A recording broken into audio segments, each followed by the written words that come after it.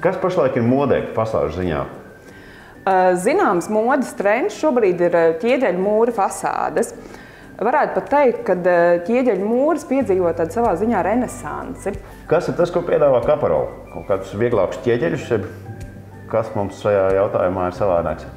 Kaparols piedāvā apdars plāksnītes, tā kā ķieģeļu imitācijas plāksnītes. Sastāvs ir 90% minerāls sastāvs, smiltis, minerālie pigmenti, malts akmens, lai maksimāli būtu arī šis dabīgais ne tikai izskatā, bet arī sastāvā. Bet atšķirība ir tieši šī te plānums, vieglums un iestrāde.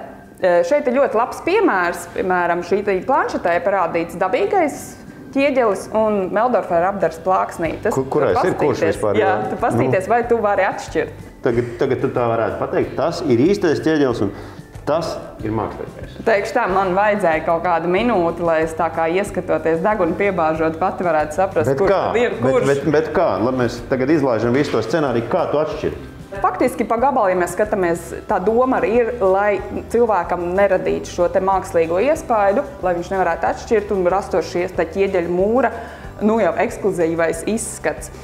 Turklāt šīs kolekcijas ir gan balstītas uz vairāk tādiem klasiskiem toņiem, minerāliem toņiem, šis te klasiskais dzeltenais, sarkanais, okera toņi, kliņkers dedzinātais, un ir arī iespējas uztaisīt tādus vairāk ekspresīvus un ekskluzīvus un mūsdienīgus risinājumus, kā piemēram šie te krāsainie ķieģeļu flīzīšu gabaliņi.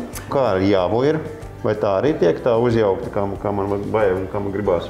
Standartā iet šie trīs toņi, tātad tāds kaļķa jāvas tonis, balti pelēcīgais cementa kaļķa jāvas, kā šī gadījumā redz šis te pelēcīgā nokrāsa, un ir arī mūsdienās tas ļoti populārais tumšs pelēkais antracīta tonis.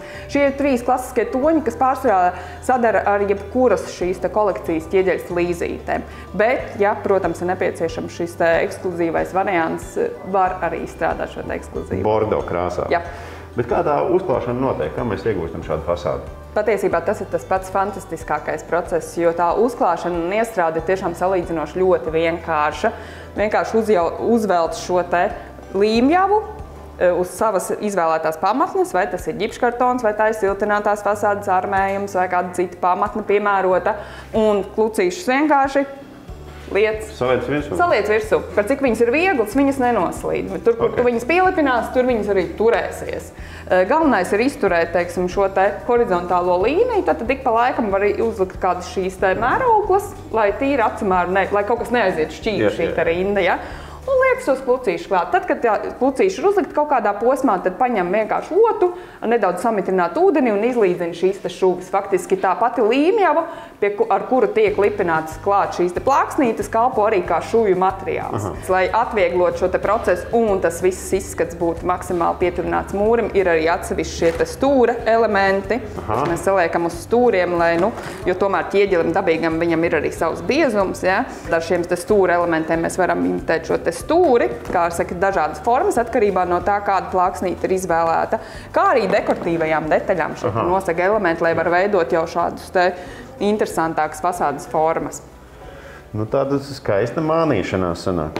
Kristīna, tu esi daudz man izstāstījusi par ķieģeļu apdars plāksnītēm un to uzklāšanu un dažādām variācijām, bet kur mēs Rīgā varam redzēt tiešām, kur skaisti tas izskatās dabā? Un viens no tādiem pēdējiem, kas mums ir tāds lepnums un skaists un liels, ir daudzdzīvokļu ēku kvartāls Mārupē Malduguņu ielā 6.